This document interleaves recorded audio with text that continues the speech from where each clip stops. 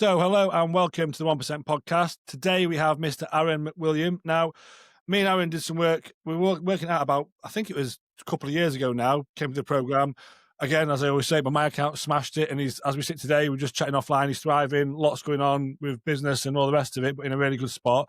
But equally, when we first spoke over 2 years ago now, I know he wasn't feeling his best. And so it's a great conversation to find out what was going off back then, unpick that a little bit and then work out what he's doing now and also what he's been doing really for the last 2 years without a coach to be able to thrive and do it. So it's a really powerful conversation.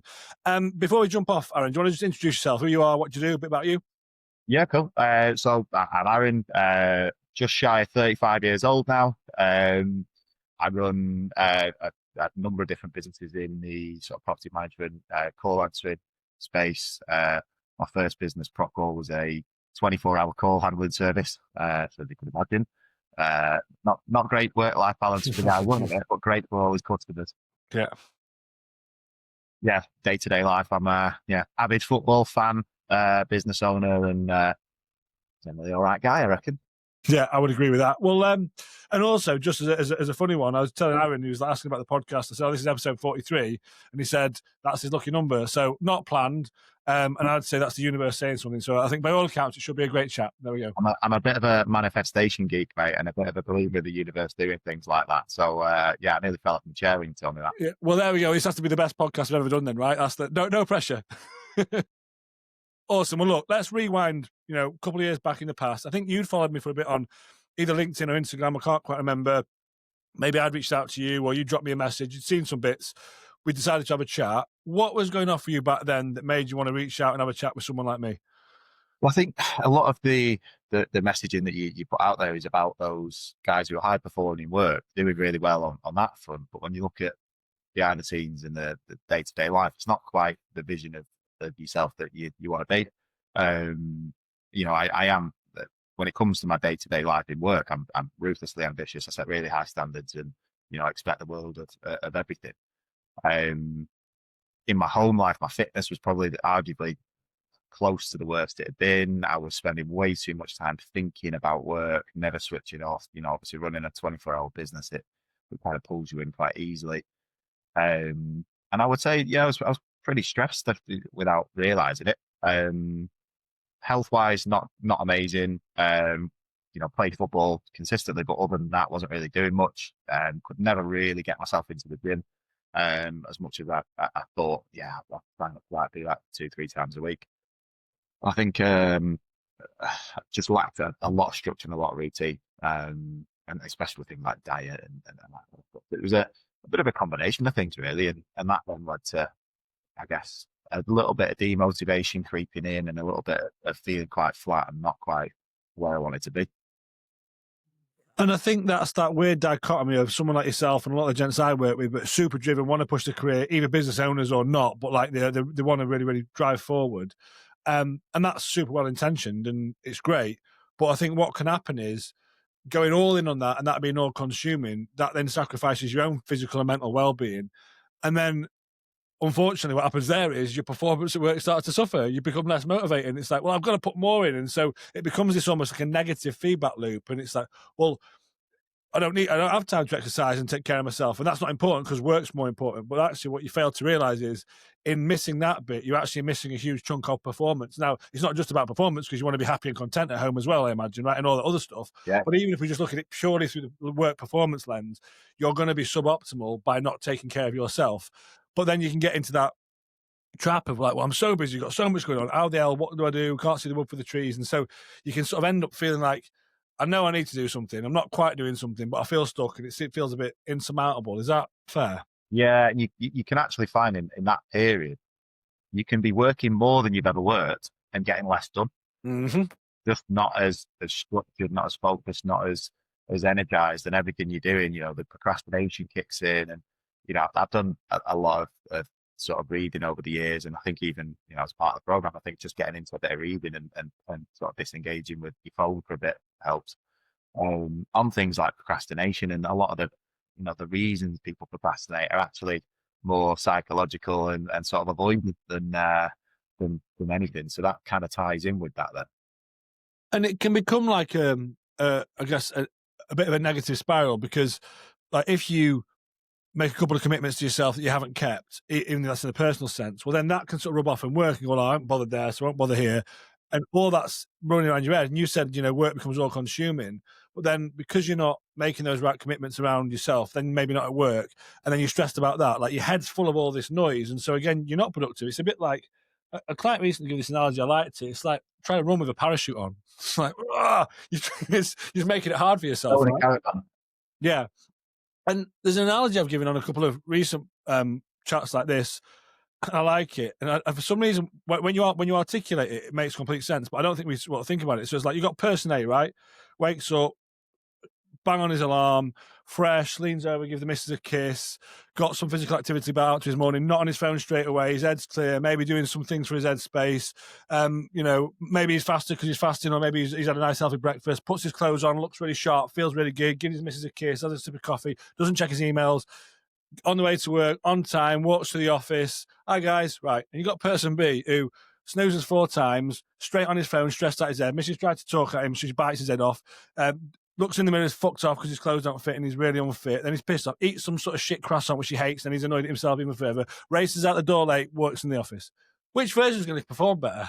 It's like, and and I know I'm giving 2 extreme examples there, but it sounds completely obvious. But I think sometimes when we're in that kind of that negative stuff, we can't quite see that, or maybe I'm being the author of my own chaos here. I'm making it worse myself, but sometimes you just don't see or recognize that. And maybe if I just work harder, it'll improve. But then you get that scenario that you said where you're working your bollocks off, but actually you're not as efficient as you would like, right? Yeah, totally.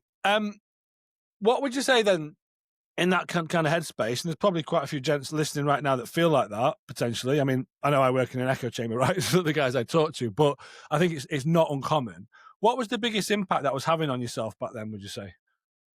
I think for me personally, it was more of a stress of that misalignment. Mm. Again, like things at work were going brilliantly well Yeah. on the face of it, and performance wise as a business, it was doing really well. But just the misalignment with them getting home and feeling like an absolute pudding, and not being the version of myself that if I walked into the office, I felt like I am the man, and then I get out and I feel, and it's not really fault of my missus or anything about the house or anything like that. I just didn't feel good about it, and that then it's not an enjoyable space. So that then kind of it makes you a little bit grumpier. It makes you a little bit more anxious about things. It makes you sort of react a bit more emotionally to a client kicking off about something that maybe you wouldn't have if you were in a better space. Yeah. That's that I hear a lot. Kind of, it's all great on paper, but and so you walk into work and you're like, it's all great, and you're doing it and you're getting the job done, but internally you don't feel like that. So like you said, misalignment's a beautiful word, because there's a version of yourself that you're trying to be and want to be, and you'll be able to present that to some degree. But you almost have to it's like going down the motorway in second gear. You have to go wee to get that done, and then when you finish, you're like, ugh, and there's not a lot left. Then right, that's it. And so you're not aligned with. Whereas if you are aligned, the person who turns up to work is the same person that turns up at home. I mean, there's different states and different things you need to do, but you're in the same kind of headspace physically and mentally, right? Yeah, 100%. Well, let's fast forward to as we sit today, Aaron. I know it's been a while now since you finished up in the process, and we did a lot of work there. And also you've been on the wild on your own, which is great. That's why I love these conversations. What have been your key learnings then and takeaways from you reached out, we had a chat, you're like, right, I want to get my hands dirty, I want to do something about this, right? And we did. What have been your key takeaways from having come through that process now and kind of learned what you've learned and then just applied it longer term, right? I think for me, mate, there was some foundational bits that I'm not going to sit here and say I'm still doing everything we did in that first 12 weeks. And, like the cold showers I flipped between. At the minute, I've got a lovely freezing cold shower in the spa in the building I live in. Nice. It was useful, torturous, but there's plenty of other bits that have stuck. And I think what it changed for me really more than anything was there's kind of a mentality switch with a lot of things. And I've always seen myself as someone who takes a lot of ownership for stuff, but I think even in that space, I've still found myself making excuses and falling out of patterns and routines because I've let myself off that one time, and then I've let myself off again, and then it's gone a week, and it's like, well, I'll start on Monday, and I think there's a good example of that. Like I'll be in the kitchen, right? I'll open the fridge, I'll take some out, and I'll put the wrapper on the side, and then I'll chuck the spoon in the sink and whatnot. I think I'll wash that later. And I literally catch myself going, not very 1%, that is it, Aaron? It tickles me every Yeah. time. You think, you know, it's not. That's not the version of myself that I want to be. And it's even in little foundational things like that. That then, obviously, when it comes to the bigger stuff, then I am going right. Well, that's not very 1%, is it? That's not the version of you that you want. I find myself challenging myself in a way that's not guilt ridden. I'm not making myself feel guilty. I'm actually inspiring myself a little bit. Yeah, it's like holding yourself to a standard in a fair way, not battering yourself for not doing it, and you checking yourself. Really random analogy, right? Probably shouldn't even share this, but like me and 2 boys in our house, we live with 3 women, right? A 4-year-old, a 7-year-old, and my wife. And so peeing on the toilet seat can be an issue. And like sometimes I'll do it, and I haven't lifted the seat up, and I look at it, and I walk off and go, I wouldn't allow Nina to do that. What can you pull your socks up? And so it sounds so trivial, but those little things are. It sounds like it's small, but it's not the big because it's like if you're majoring the minors, those bits, and you really focus on those, well then when the bigger things happen, you're sort of teaching yourself to do the right thing. Does that make sense? And so it's like what pissing on a toilet seat's got to do with personal development, but it kind of does, right? It's the whole make your bed first, that concept, right? Yeah, 100%, mate. And it's the little foundational things that I've found have had the biggest impact. And even things like with drinking and stuff, like I drink a lot less nowadays, even though I now live in the city centre. I drink less in terms of like binge drinking and stuff than I did back then. And I'll quite often go through phases of going, you know what, I'm going to have one day a week where I drink and nothing else. And I actually gave up drinking last year for 7 months. Nice. Through anything happening, more just I was like, no, I'll just do it, see how I feel. And I didn't come away from it with any sort of massive step leap forward in terms of health gains. But what I found was my routine stayed really strong. I actually went the opposite way in January, and everyone else was doing dry January, and I was like, right, I fancy a beer now. Pubs were dead. But even off the back of that, then what I find is it's that old man at night, man in the morning. Honestly, the first thing I tell myself when I wake up and I'm like, oh, I can't be bothered with this. It's like, no, yeah, go on. And again, I because we've been through the program and because it's been done in a way that isn't me just beating myself up about it and forcing myself, I find it funny. Because I'm calling myself out. It's almost like I've got you sat on my shoulder going, not very 1%, that is it, like. And it amuses me. And then I'm like, you know what? Yeah, set myself a higher standard. So even little bits like that have really helped, because then you'll do a circuit class on a bit of a hangover and you'll come away from it and go, bloody glad I did that. And even that, physically now, I'm in arguably the best shape I've been. Really got into running despite the fact that I hated running 12 months ago. I've got obsessed with it this year. I've done marathon, ultras, and bloody nice. I've almost completed running in a year. Yeah, that's it, done. A couple of months off while the weather's cold, and then training for another marathon in January. But even that comes with an element of discipline and finding myself before a run being like, oh, bloody, it's not great. I don't fancy this. And it's like, no, look, set yourself the standard. Would you be telling someone else, well, it's fine, just let yourself off, just do an extra run next week or something? No, what would you be telling them? And it helped me. It really built a nice foundation of holding myself accountable to a higher standard without beating myself up, and without, if I do go out and I eat an absolute load of crap and I get absolutely blind drunk and I wake up the next day feeling like crap, I'm not sat there going, that's me week written off. And well, there you go. There's one bad night on the calorie count, but let's just make sure you tied it up today. You get your supplements, you get your minerals in, and off we go. I think what you're talking about there is ultimately being able to be more resilient with yourself, right? And like we discussed at the start, you've clearly got standards for yourself in the business and what you do, and goals to hit, and you would hold yourself to that and be objective and fair to yourself. Like, let's say one of the businesses, 1 month the target's not hit, you don't go, right, you're all sacked, see you later. What's excuse me, like what? But I think when it comes to ourselves, we can often do that, or you give yourself it's all right. You're like, no, it's not all right. Why did that? If you go back to the work analogy, well, why did that happen? What was happening? Actually, was that something that happened with a client? And you'd get into it and work it out, and you'd move forward. I think what we can do, the royal we, not just you, Aaron, or me, just everyone, is when it's ourself, you just sort of go, oh fuck it, or you metaphorically stab your tires because you actually you self sabotage it. Whereas if we can just stop and go, hold up a second, what's really going on here? What can we do? And would I really want to do that? It doesn't take an awful lot, but then that's powerful because that starts to play out everywhere, right? And so then you get that situation where the standards that you hold to yourself within business, you can start to hold yourself to those standards outside. But then the two things are kind of symbiotic because one helps the other, right? Yeah, 100%, 100%. It's that alignment again with, the work version of you and the way you hold yourself accountable in that, and the way you hold everyone else accountable to their stuff. You then become more aligned with yourself because then you're going home and you're holding yourself to the same standards in a different context. I've become a little bit obsessed with the idea of very much being a man of my word. And I think that even that sort of alignment with what I'm doing and what I'm saying really important to me. And it helps me then to, if I say I'm going to do something, it gets done, whether if I go by crook, and even if I don't like it. But again, I think that the foundational stuff that we did in the program was a big part of that, because I do hold myself to a higher standard without legging myself out and beating myself up about it.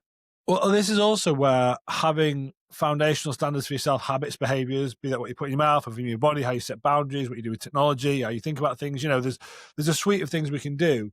But if you've got those foundations and you're showing yourself, you make those commitments to yourself, well, then that as a concept, you want to start to play out elsewhere. And I think that whole thing of like practicing what you preach, being a man of your word, being the role model that you want to be. Like, I know you haven't got kids, Aaron, but like I've got this concept of like, you are a role model no matter what. Which one do you want to be?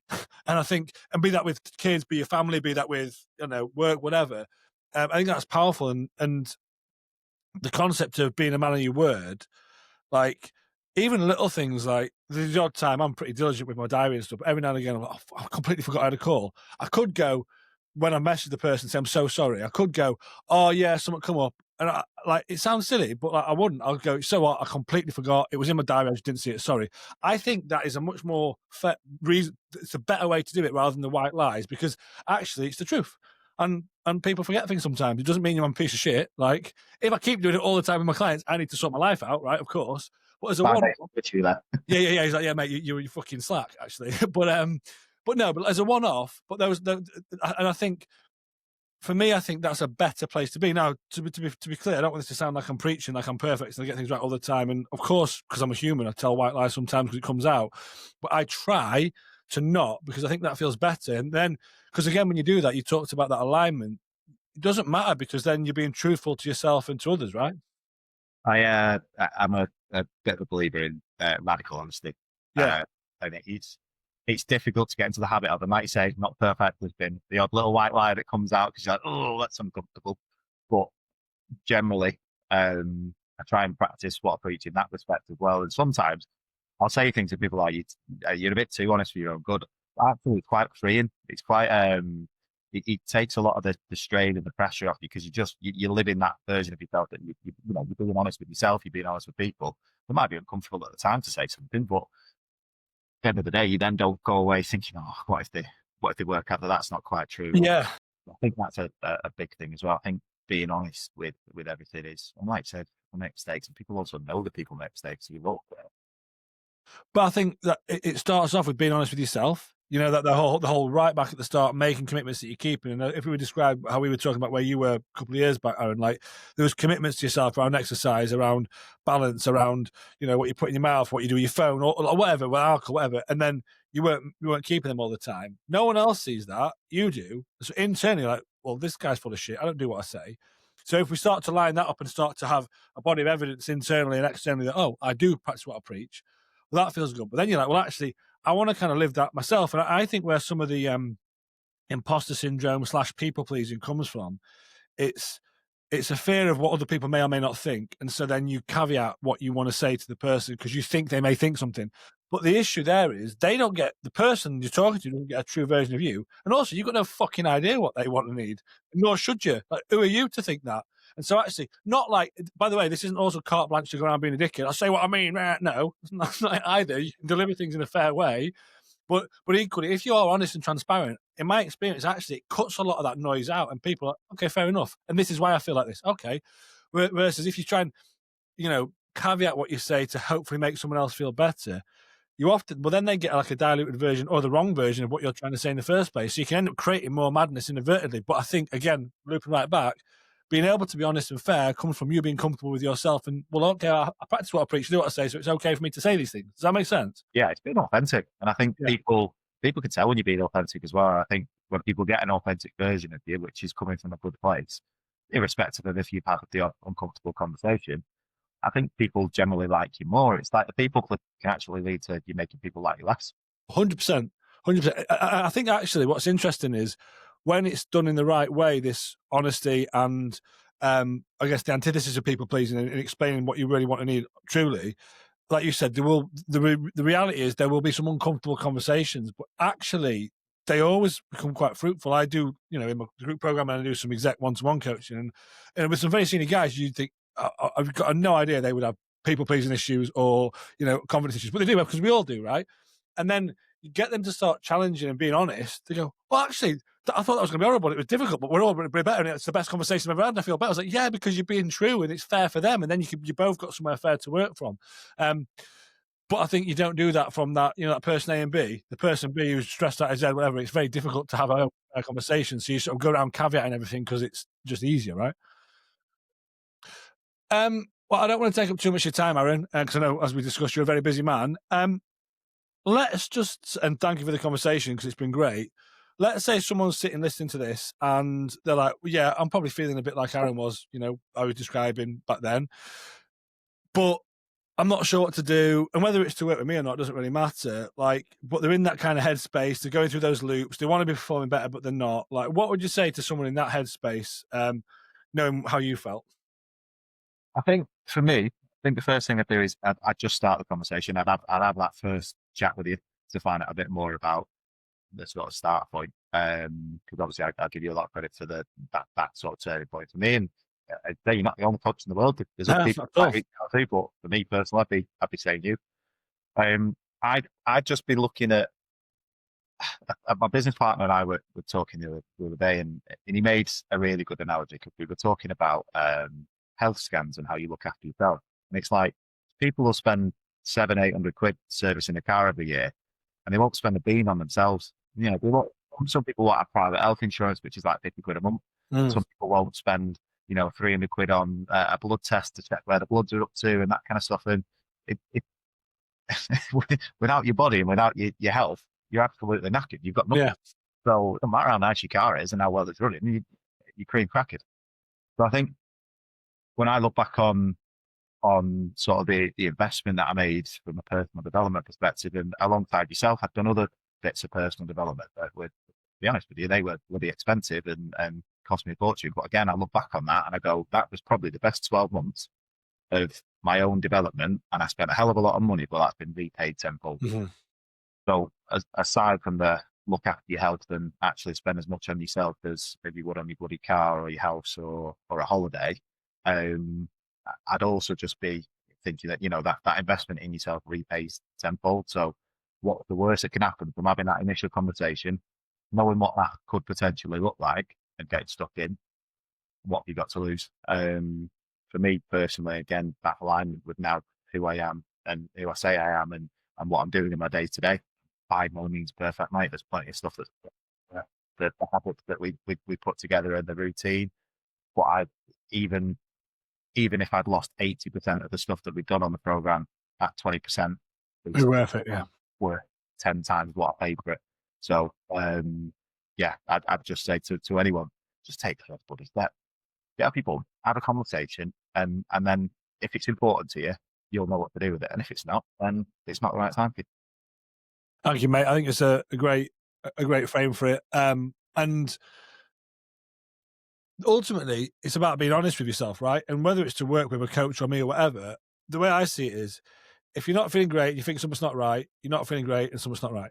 And so if you keep doing what you're doing, you're going to get more of what you've been doing, or you need to make a change. And whether that's to engage with a coach or not, you have to just be honest and go, because sometimes you can get stuck in a situation where you're like, oh, maybe it's not that bad, whatever else. But like, do you want to live your life saying maybe it's not that bad? Like, or it's okay. It's not a particularly great bar, is it? Well, crack at it, don't you? Do you yeah, want I think that life is short.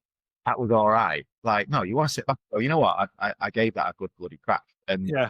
I think people, I mean, I'm nearly 35 now, and I know a lot of people, oh, mid-30s, oh, it's the end of my life. And I'm like, 30s mid peak years, mate, and I expect my 40s to be my peak years. Well, mate, I'm 40 and I feel the best I've felt. Like, and That's so it. so it doesn't.